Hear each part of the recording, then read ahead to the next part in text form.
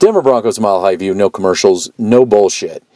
Now, we've got a growing audience. The people that come here, they come here so that they don't have to listen to a bunch of bullshit. They don't have to listen to a bunch of spin doctoring. Like, oh my God, this shows proves Russell Wilson isn't finished. And, I don't think that's even the conversation.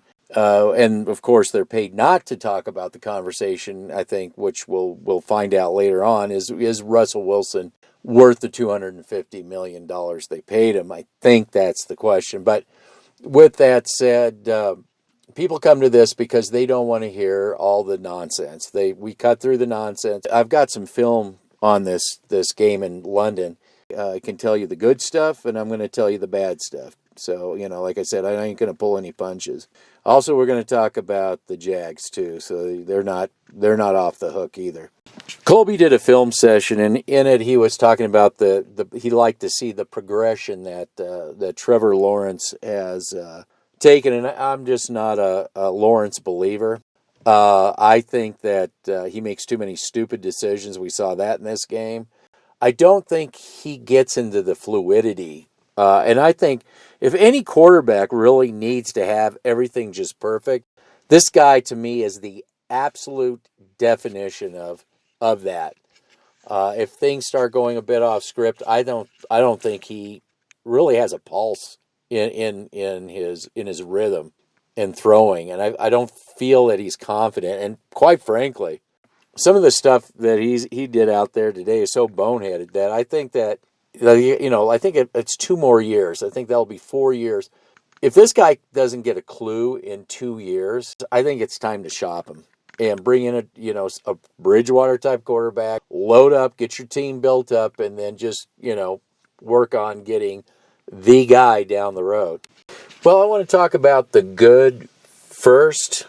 The Denver Broncos could not run to save their life. The Denver Broncos, Russell Wilson in particular, was starting to throw INTs. He had one near INT, then finally threw an INT. Quite frankly, the whole game, the Broncos' running game was struggling once again. The upside of today was that the Denver Broncos got away from abandoning the run and playing Shermer ball. Just go deep, throw, go deep. It started out really, really, really bad for the Broncos. Typically bad, I should say. Offensive line woes. They were making the Jaguar front seven, which we thought this was one of the easier defenses that they were facing. They were making them look stellar. There's still some problems with Russell Wilson in his vision. Here he has his running back here with nothing but green pasture ahead of him and doesn't want to throw to him. He throws to a double covered. I'm not sure if it's Cortland Sutton, but that still is a problem.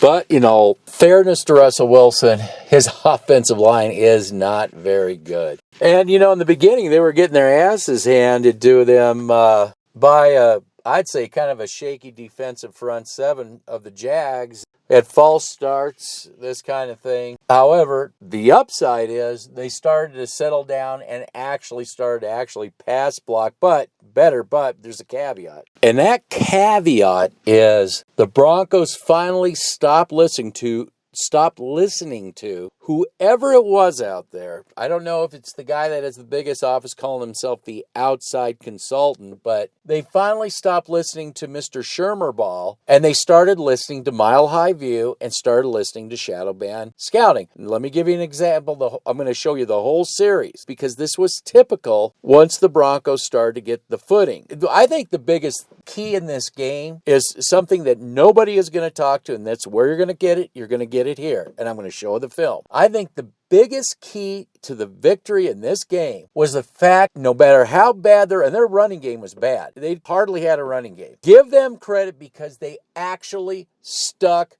to the running even though it wasn't going that great. That's number one. Here's the thing. Back in the offseason, me and Colby kept pounding the table saying this team has got to get away from Shermer ball, take the top off the defense, this nonsense. This is before the season. And I said, because this offensive line is so bad, Shadow Band Colby, concurred, that they really need to stick with the run no matter how good or bad. And they got to get into quick passes that would open up the deeper stuff. And don't make the deep stuff your game plan. Make that a progression. So I'm going to go through the series here. This is when they start to get things turned around, and they actually stuck with this throughout the game. Amazingly enough, although 7 games somebody was having them get away from it. Somebody's not listening to somebody. So let's get into the series. You have to apologize. This is the broadcast version, and yes, it's got the subtitles. I can't do anything about that. So basically, Justin Simmons was gifted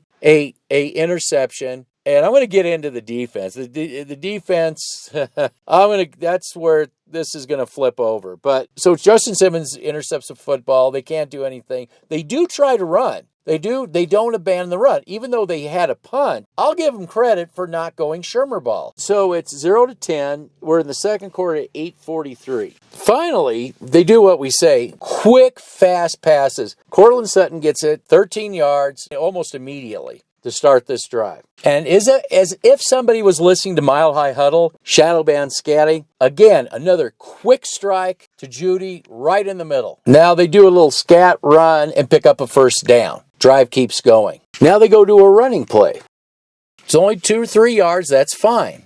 Okay, just let me explain. Now, by doing this gets the pass rush cooled down.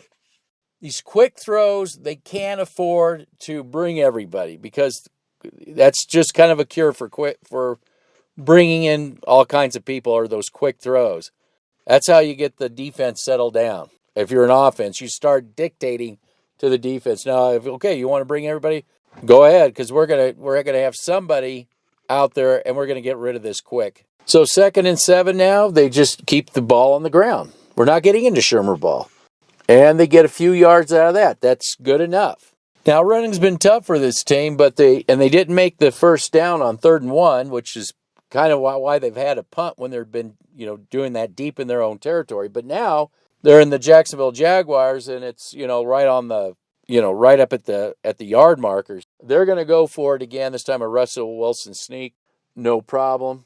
Now, the Broncos aren't very good at screen plays because Cortland Sutton sure as hell can't block. They don't have any really good blocking receivers, so until they can get blocking receivers, they're going to struggle in screenplays. That's not in the Mile High View Shadow Band playbook for this team.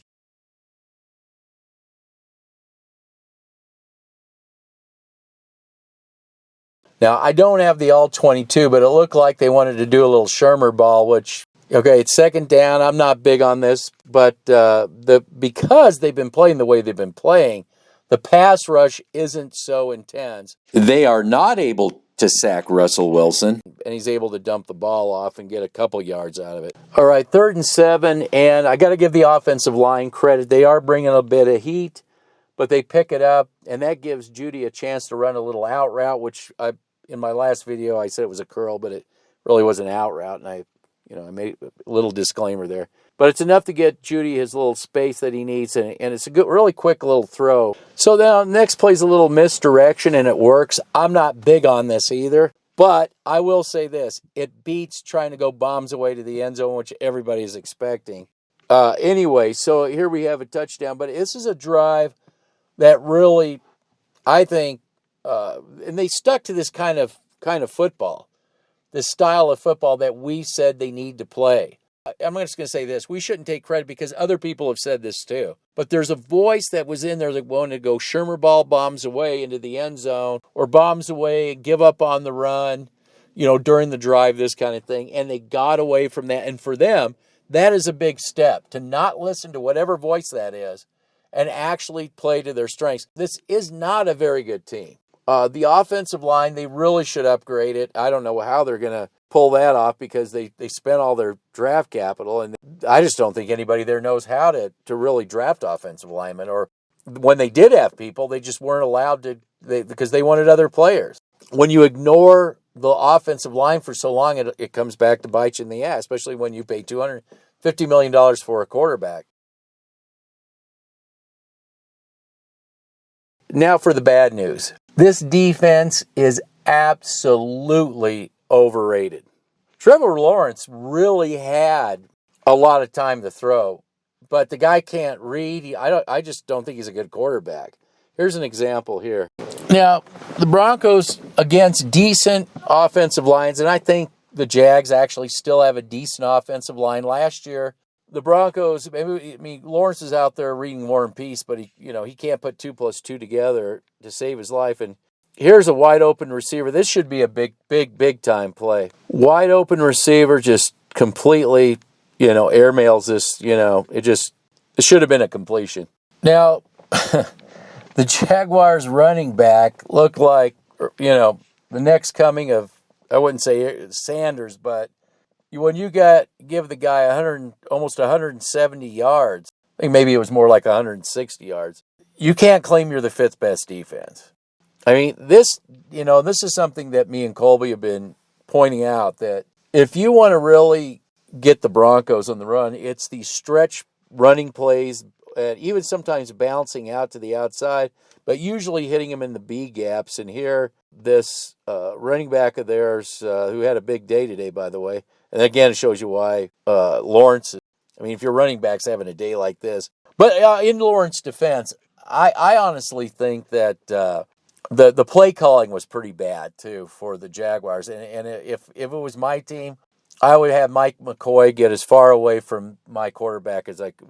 Mike McCoy, he's being coached up by Mike McCoy. And I don't, maybe Mike McCoy would be better for like a more veteran quarterback like he was with Peyton Manning. But for a guy trying to learn, I just don't think Mike McCoy's the answer. But anyway, back to the Broncos running woes. Just, they don't have the linebacking to really, I think that's really the problem. And I'll get into that too, why I believe the linebacking is such an Achilles heel. But here you have a big run just on the tip. We saw this all day long, going to the outside.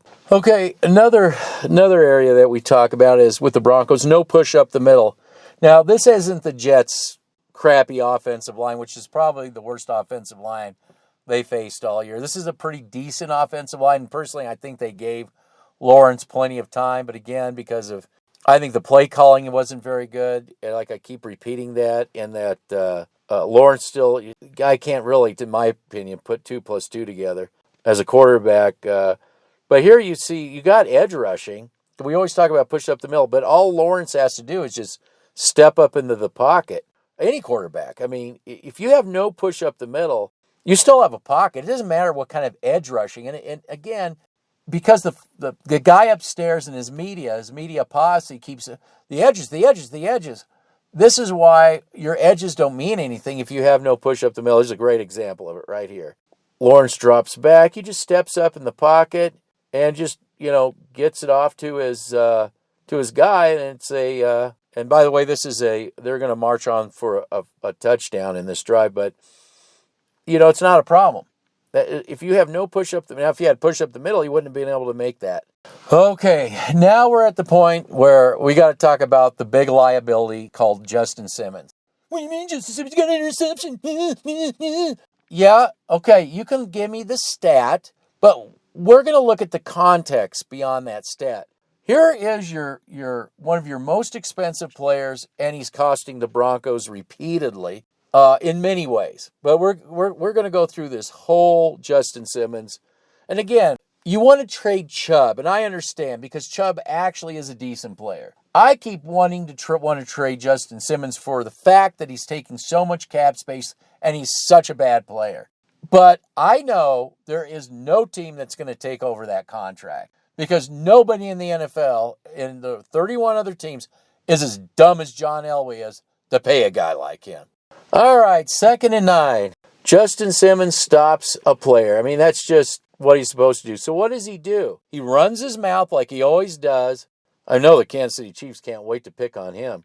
Runs his fucking mouth in front of the ref because he's so stupid, and he gets a taunting penalty. And after I had made this audio recording, it turns out that the NFL fined dumbass Justin Simmons $10,000. You know what? I don't care about that. But the fact is that this whole series, it cost his team. Okay, so Colby just got a video removed from YouTube, so it's a good video. You ought to go check it out. I'll leave a link to it.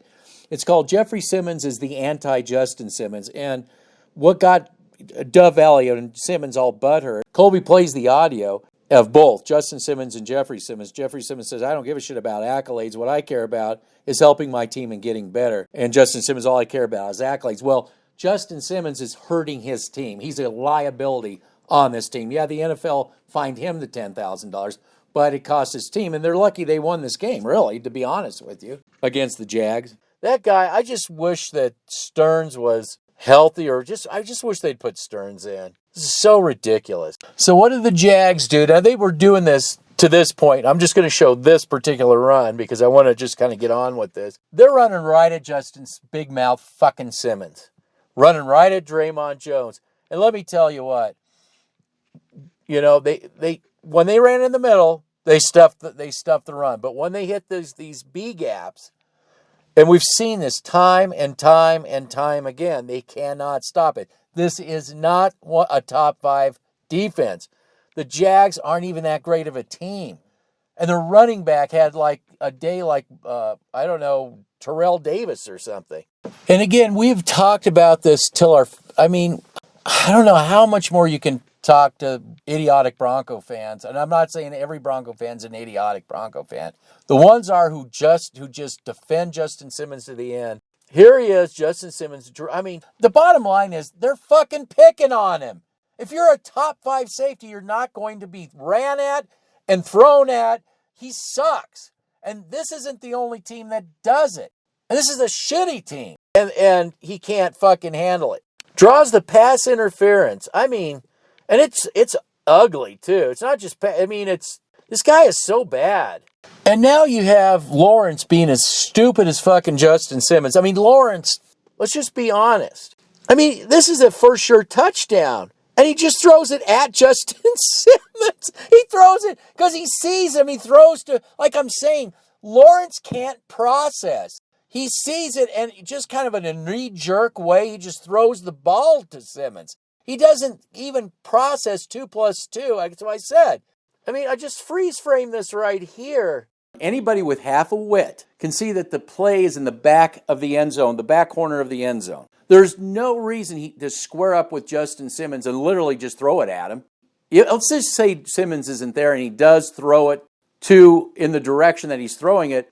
It's going to be way behind, but I don't even think the guy trailing can catch it. But he has the best chance. The trailing defender, who's definitely beat, I mean, you can see he's beat, he'll have the best opportunity. If it's not Justin Simmons intercepting the ball, it's going to be this guy. The play is at the corner of the end zone. There was no reason, and just you could easily lob it over Justin Simmons' head. Over Justin Simmons' jump reach. No problem at all. Right in the corner of the end zone, that should be a touchdown. But Lawrence can't put 2 plus 2 together. No, Justin Simmons, you cannot beat your chest. What you do is you get on the phone with your travel agent and book a flight for Trevor Lawrence to Denver from Jacksonville. You take him out to Elway's for a steak dinner because you did nothing. Trevor Lawrence gave you that. That was a gift that made you look a whole lot better than you really are, especially a gift that would redeem you from the complete stupidity.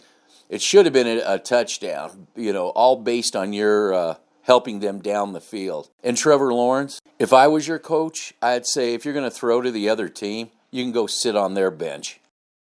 So, as much as we rag on the Broncos, to be honest with you, the rest of the NFL is not that much better, to be honest with you. They've got their own set of problems.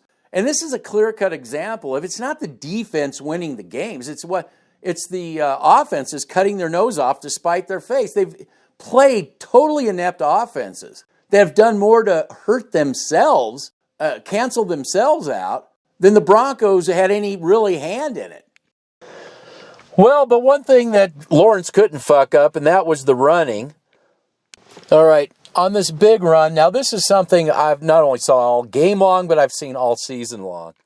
This guy makes a big run because 2 guys can't make a tackle. One is Griffith, and the other is 22 Jackson. I mean, it's just pathetic. It's very Justin Simmons-esque. And it's inexcusable. This is not a top 5 defense. I mean, they're struggling with teams like the Jets and struggling with teams like the Jags. I mean, they made this guy look like Terrell Davis. Okay, and here's the thing. There's not going to be any more Lawrences. There's not going to be any more Zach Wilsons. Okay, the offensive lines that they're going to face are going to be upgraded. They're not going to have a fun day like they did with the Jets offensive line. That's over with.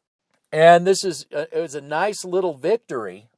It's going to be interesting to see, how, if this team can offensively move in the direction that we just saw him take a step. Tell that little man up in wherever he is, when they want to go Shermer ball, they want to abandon the run, they just want to go bombs away and lose the game, or if they're going to do these quick passes to open everything up and not give up on the run. That's the question that really needs to be answered in the future for the Denver Broncos. And, I still think the verdict's out on Russell Wilson as to, is this guy even, I don't believe he's worth $250 million for the Broncos.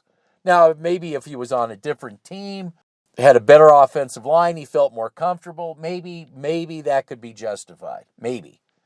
They're going to have to help him out. And like I was going to say, I think the big injustice with Trevor Lawrence in this, and I'll say it again, is I think they should have took the same script. They should have been throwing much quicker passes, and the middle of the field was wide open almost the whole game. But their coaching staff must not watch film. They didn't even, when they went there, they had success. Again, another, you gotta just scratch your head. I don't think some of these teams even, maybe they listen to analytics. They don't watch film. But in my opinion, this is a game that the Broncos could have easily lost if had their coaching staff actually helped Lawrence out, who I don't think's too brilliant. I think he needs all the help he can get. I think if it's short, and he's got a good offensive line, it's just that I don't think he processes very well, unless everything is just perfect for him. But, that's their problem. So, offensively, it was a good step forward. But this, defensively, I think the truth is going to really start coming out. And, if the offense can at least keep it out on the field, stay out on the field, they may have a chance. But I think their defense is going to get exposed as they go on and keep going forward. So, that's basically it in a nutshell for me. A mixed bag. You got some positive things and you definitely got negative things. So I'm not sold on this team. 3 wins, I still, even before this game, I still look at them at best as a team muddling in the middle. I just don't, there's nothing special about this team at all. It's nice that they're using Dulcich the way they used to use Fant, the way Scangarello did, until Shermer came and ruined Fant, really. And I don't think they're really using him correctly in Seattle. I haven't kept up with it, but what I saw when the Broncos played it, they don't have a clue. But they're at least using Dulcich correctly in the schematics. And that's why I think was, if you got him, you might as well put him to use. But, this whole idea of, again, firing Hackett, I don't know who you're going to bring in. What's going to change? How that's going to change anything. You just don't have the player personnel. You just don't. And, to be in the caliber of Buffalo, Kansas City, these upper echelon teams, you just don't have the player personnel. Justin fucking Simmons. Oh, God, give me a break. So, again, that goes with stats. That all goes with stats, too, is that one interception. Yeah, the guy threw it right directly at him. Come on. It had more to do with Lawrence being a ding-dong than it had anything to do with Justin Simmons. Why would they run at him? Why would they throw on him? Because he's the fucking top 5? No. That, honestly, if that was fucking anybody, Bridgewater, Keenum, Mahomes, Herbert, Carr, even Drew Lock wouldn't have thrown that. Would have thrown it right directly at him. That was just beyond belief how stupid that was. But Justin Simmons just seems to get lucky that way. I'll give him that for a crap player. Anyway, we will see after the bye.